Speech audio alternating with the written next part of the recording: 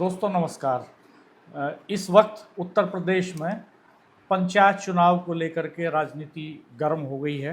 अभी हाल ही में भारतीय जनता पार्टी की क्षेत्रीय स्तर की मीटिंग मेरठ में थी। आज आरएलडी की मीटिंग यहाँ पर हो रही है, हस्तिनापुर क्षेत्र की। और पश्चिम उत्तर प्रदेश पंचायत पॉलिटिक्स के हिसाब से बहुत महत्वपूर्ण है, क्योंकि ये माना जाता है कि आमतौर पर अब जब चुनाव होते हैं, विधानसभा के हों या लोकसभा के, तो पश्चिम उत्तर प्रदेश से पहले चरण में होना शुरू होते हैं और यहाँ से जो हवा चलती है वो पूरे प्रदेश को अपनी लपेट में ले लेती है। तो आज इसके बारे में हम बात करेंगे सीनियर जर्नलिस्ट राजेश शर्मा जी से। आपने इस मीटिंग को करीबी से देखा, जो भारतीय जनता पार्टी की मीटिंग हुई यहाँ पर। आखिर ऐसी क्या वजह है कि भारतीय जनता पार्टी का जो संगठन है वो कई स्तर पर चुनौतियों से जूझ रहा है इस वक्त? एक तो राष्ट्रीय स्तर पर बात करें तो संगठन के चुनाव नहीं हो पा रहे हैं पूरी तरह से। राष्ट्रीय अध्यक्ष का चुनाव नहीं हो पाया, उत्तर प्रदेश समेत कई प्रदेशों में प्रदेश अध्यक्षों का चुनाव नहीं हो पाया, और यूपी के तो कई जिलों में जिला अध्यक्षों तक का चुनाव वो होल्ड पे चला गया था, अभी तक वो आगे नहीं बढ़ा। दूसरी बात ये कि जब ये मीटिंग होती है जिसमें स्ट्रेटेजी बननी थी पंचायत चुनावों के बारे में, संगठन के बारे में, तो इसमें से बहुत सारे प्रमुख चेहरे जो हैं वो मीटिंग से गायब रहते हैं, वो मीटिंग में प्रेजेंस उनकी दिखाई नहीं देती है। तो किस तरह से इस पूरे घटनाक्रम को आप देख रहे हैं? डॉक्टर साहब, हम लगातार अगर हम 2013 से बात करें, जब 2013 में मतलब 2014 के चुनाव की आहट थी, तैयारी चल रही थी पूरी, तो हमने देखा कि 2013 में बड़ा कुनबा बीजेपी का था, बहुत सारे लोग जुड़े हुए थे। और 2014 के बाद तो ये हाल रहा बैठकों का कि अगर मैसेज चला गया ना कि भाई उसकी मीटिंग है, तो लोग बाहर खड़े होते थे। लोगों को ये कहना पड़ता था कि आपकी मीटिंग नहीं, आप बाहर रहिए, तो लोग बाहर होते थे चेहरा दिखाने के लिए। लेकिन ये 6 सितंबर को मीटिंग हुई, इसमें प्रदेश अध्यक्ष आए, संगठन के प्रदेश के महामंत्री थे। और ये मीटिंग इसलिए महत्वपूर्ण थी क्योंकि पहले केंद्रीय स्तर पर एक मीटिंग होती है। 17 सितंबर को देश के प्रधानमंत्री मोदी का जन्मदिन होता है और ये मनाया जाता है कि ये पखवाड़ा चलता है 15 दिन का, 17 सितंबर से लेकर 2 अक्टूबर तक, जब लाल बहादुर शास्त्री जी और गांधी जी का जन्म होता है, तो तब तक ये प्रोग्राम चलता है। ये 2014 से कंटिन्यू है ये स्थिति। तो इस बीच में बहुत सारे प्रोग्राम होते हैं, तो प्रोग्राम के लिए मीटिंग बुलाई गई। इस बार क्या है कि एक तो त्रिस्तरीय पंचायत चुनाव है, दूसरे जो स्नातक के विधान परिषद के शिक्षक और स्नातक के चुनाव हैं, तीसरा वो जो सेवा पखवाड़ा है उसका नाम ये दिया जाता है कि भाई इस बीच में जो पंचायत चुनाव भी है, स्नातक के चुनाव है, कि वहाँ जो मतदाता हैं टोटल, इसमें क्या है कि जो बूथ से लेके, बूथ अध्यक्ष से लेके और इसमें जिला अध्यक्ष तक जिले में सबकी महत्वपूर्ण भूमिका होती है। तो इसमें यह है कि भाई सब लोग वो मतदाता सूची तैयार करो, सेवा भाव के काम करो। तो सेवा भाव का काम तो ये है कि अब जैसे टारगेट दिया गया कि 2 चुनाव है, तो दोनों की सबसे पहले ध्यान रखो कि मतदाता कैसे बने, एक तो ये था। इसके लिए डॉक्टर साहब इस बार जो मीटिंग थी, तो यहाँ जो क्षेत्रीय मीटिंग है इसमें 71 विधानसभा आती हैं और 14 लोकसभा क्षेत्र आते हैं।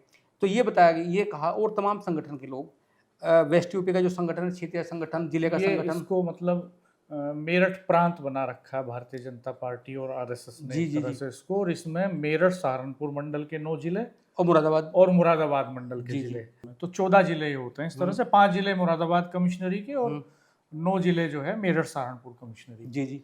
तो ये लोकसभा इस बार डॉक्टर साहब हमने देखा, ये कहा गया था कि 2022 में जितने भी विधानसभा के प्रत्याशी थे, वो चाहे चुनाव में जीते या हारे, उन सबको कंटिन्यू आ रहा है, कंटिन्यू मीटिंग में शामिल होना है। और लोकसभा 2024 में जो प्रत्याशी थे लोकसभा के, वो चाहे सांसद बने चाहे हार गए, सबको आना था। लेकिन इस तरह की खबरें आ रही हैं कि इसमें बहुत सारे सांसद नहीं थे मीटिंग में, विधायक नहीं थे, जिला पंचायतों के अध्यक्ष भी नहीं थे कई जगह के, इस तरह की सूचनाएं मिल रही हैं। तो इसमें कितनी सत्यता है? क्या ये थे या नहीं थे, और नहीं थे तो क्या वजह थी? नहीं डॉक्टर साहब, शामिल नहीं थे बड़ी संख्या में, ये पूरा चर्चा का इशू भी है। क्योंकि ये जो मीटिंग हुई थी, ये सेंट्रल के आह्वान पर मीटिंग हुई थी कि उसमें ये मीटिंग बूथ स्तर तक होनी है, चल रही है लगातार। हाँ, मतलब ये नेशनल एग्जीक्यूटिव की मीटिंग, उसके बाद फिर स्टेट लेवल पे, और स्टेट लेवल के बाद फिर ये रीजनल लेवल पे, और रीजनल लेवल के बाद डिस्ट्रिक्ट लेवल, और फिर बूथ लेवल, मंडल लेवल तक। तो ये तो क्योंकि दिल्ली के आह्वान में मीटिंग थी। और इसमें आप देखिए, सहारनपुर की बात करें तो सहारनपुर में जो प्रत्याशी थे 2024 के, राघव लखनपाल इसमें शामिल नहीं थे, राघव लखनपाल शर्मा। आप इसमें अगर शामली की बात करें तो सुरेश राणा जी पहले गन्ना मंत्री थे, वो भी प्रत्याशी थे, वो भी इसमें शामिल नहीं थे। इसके अलावा अगर आप मुरादाबाद मंडल की बात करो तो कुंदरकी से जो अभी उपचुनाव जो हुआ था उसमें विधायक बने ठाकुर रामवीर सिंह, वो भी शामिल नहीं थे। बिजनौर के विधायक हैं अशोक राणा, वो भी शामिल नहीं थे। मुरादाबाद के विधायक हैं सुशांत सिंह, वो भी शामिल नहीं थे। और प्रदेश के उपाध्यक्ष भी हैं और देश के रक्षा मंत्री के बेटे भी हैं पंकज सिंह, जो नोएडा से विधायक हैं, वो भी इसमें शामिल नहीं थे। सदन के पूर्व विधायक संगी सोम भी शामिल नहीं थे। मतलब ठाकुर लाभी का एक बड़ा तबका था, बड़े नेता थे जो इसमें मीटिंग में शामिल नहीं हुए। प्रदेश अध्यक्ष अच्छा, मौजूद ऐसा थे। भी कुछ है कि कास्ट वाइज कुछ इसमें दिखाई हाँ दे रहा हाँ था। हाँ, कास्ट वाइज तुम बता रहा हूँ, ये बड़े नाम सब ठाकुर नेता हो गए जो शामिल नहीं हुए। इसके अलावा गुर्जर नेता भी इस तरह एब्सेंट रहे। अगर बात करें, सुरेंद्र नागर जी हैं, सुरेंद्र नागर जी राज्यसभा के सांसद हैं। भाटी जी हैं, वो जो एमएलसी हैं। इसके अलावा हाँ, तेजपाल जी हैं, वो भी शामिल नहीं हुए। और एमएलसी हैं अशोक कटारिया जी, वो भी शामिल नहीं हुए। मतलब गुर्जरों की बड़ी संख्या में जो बड़े विधायक हैं, सांसद, वो भी शामिल नहीं हुए। ठाकुरों के भी शामिल नहीं हुए। और यूं तो अगर हम बात करें तो चूंकि लक्ष्मण वाजपेयी राष्ट्रीय कार्यकारिणी में वो उपाध्यक्ष हैं राष्ट्र के, उनके लिए तो बहुत सारे काम होते हैं। वो तो ये भी था कि उपराष्ट्रपति चुनाव था, उसमें थे। अश्विनी त्यागी जी एमएलसी हैं, वो भी इसमें शामिल नहीं हुए। उन्हें भी, हालांकि बाद में जब चर्चा इशू आया तो बताया गया कि बनारस में कल प्रधानमंत्री जी का प्रोग्राम था, मॉरिशस के प्रधानमंत्री आए हुए थे, वहाँ की पूरी वो प्रभारी हैं, वहाँ की समीक्षा में वो मौजूद थे। लेकिन डॉक्टर साहब, आप देखो कि इतनी बड़ी संख्या में लगभग 23 विधायक और पूर्व विधायक जिन्हें आना था वो आ नहीं पाए। तो ये माना जा रहा है कि ऐसा हमने कभी नहीं देखा कि जब राष्ट्र के आह्वान पर कोई मीटिंग होती हो, उसमें प्रदेश अध्यक्ष शामिल होते हो, तो क्षेत्र लेवल पे जब बताया गया हो, इतने लोग मीटिंग से एब्सेंट हो जाए। क्या रीजन हो सकता है, क्यों रहे? डॉक्टर साहब, रीजन बहुत सारे हैं। एक तो आप ये देखिए कि मतलब हालांकि ये इशू हालांकि पॉलिटिकल पार्टी का, भाजपा का इशू है, लेकिन ये चर्चा का इशू है। 1 साल पहले भाजपा का चुनाव हो जाना चाहिए था, भाजपा के राष्ट्रीय अध्यक्ष का चुनाव हो जाना चाहिए था, प्रदेश अध्यक्ष का चुनाव हो जाना चाहिए था। हालात इतने विकट हैं, ये पूरा चर्चा का इशू है। नहीं तो क्या भारतीय जनता पार्टी में लोग पार्टी नेतृत्व के जो डिसीजंस हैं उनको डिसओबे करने की स्थिति में आ गए? उस मीटिंग में जो बैठक सेंट्रल के आह्वान पर हो रही है, अगर लोग ना आए, अब या तो ओवर कॉन्फिडेंस है या फिर अब लोगों का मन कहीं ना कहीं टूट रहा है। और दूसरा सब आप देखो ना, लोग तो ये भी कह रहे हैं कि ये जो वेस्ट यूपी की तो स्थिति बड़ी विकट दिखाई दे रही है।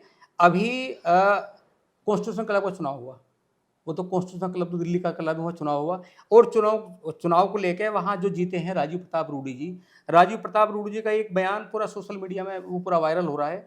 उन्होंने कहा, जो पूर्व यहाँ मंत्री हैं डॉक्टर संजीव बालियान जी, जो मुजफ्फरनगर से 2 बार सांसद रहे, फिर 2 बार मंत्री रहे, क्योंकि ये भी चुनाव में थे, ये हार गए।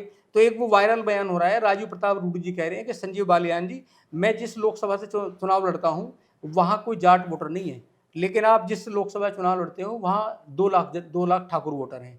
अगर आप मुझसे ज़्यादा पंगा करोगे तो आपको नुकसान हो जाएगा।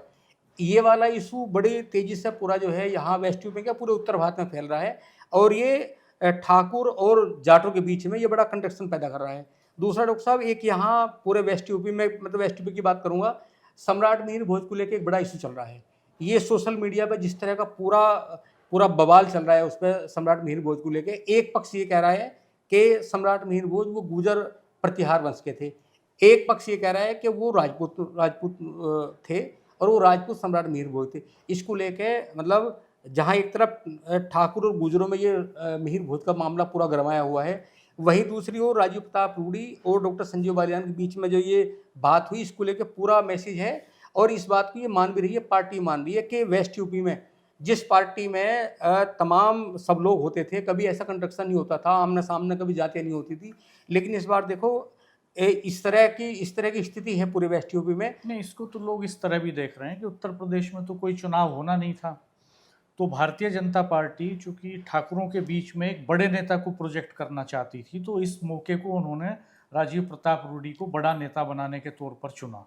वो राजीव प्रताप रूडी को बिहार में एक बड़े ठाकुर नेता के तौर पर लॉन्च कर रहे हैं, और इसका लाभ निश्चित तौर पर वो वहाँ के जो विधानसभा चुनाव हैं उनमें कैश करने की कोशिश करेंगे। तो यूपी में तो ऐसा कोई चुनाव नहीं था जिससे वो संजीव बालियान को प्रोजेक्ट करते, प्रमोट करते और उससे वो बेनिफिट बदल लेते, वोट में बदल लेते उसको। तो वहाँ ऑलरेडी जयंत चौधरी उनके साथ गठबंधन में हैं, तो बड़े नेता हैं। तो इस तौर पर एक खेमा ये भी मानता है कि रूडी को बिहार में, खास तौर पर बिहार में ठाकुर वोटर्स को मोबिलाइज करने के लिए ये दांव चला था भारतीय जनता पार्टी में। ये तो हो सकता है, लेकिन जो जिस तरह का बयान दिया है राजीव प्रताप रूडी जी ने, वो बयान तो ऐसा है ना, ये बयान सोशल मीडिया में बड़ा विकराल बयान क्या, ये तो एक पूरा इंटरव्यू है उनका, जो एक अंग्रेजी की पत्रकार ने लिया और इस इंटरव्यू में राजीव प्रताप रूडी के जीवन के कई सारे पहलू दिखाई देते हैं और उनमें राजीव प्रताप रूडी खुले तौर पर इनडायरेक्ट वे में बिना नाम लिए अमित शाह को भी चैलेंज करते हुए दिखाई देते हैं। वो ये भी कहते हैं कि पार्टी के भीतर कुछ लोग थे जिन्होंने संजीव बालियान का इस्तेमाल कर लिया, तो वो बिना नाम लिए निशिकांत दुबे के ऊपर भी प्रहार करते हैं, वो बिना नाम लिए अमित शाह के ऊपर भी प्रहार करते हैं। लेकिन पॉलिटिक्स के जो जानकार हैं और जो खास तौर पर भारतीय जनता पार्टी की पॉलिटिक्स को जानते हैं, तो वे समझते हैं कि भारतीय जनता पार्टी के लिए सत्ता बनाना अहम होता है।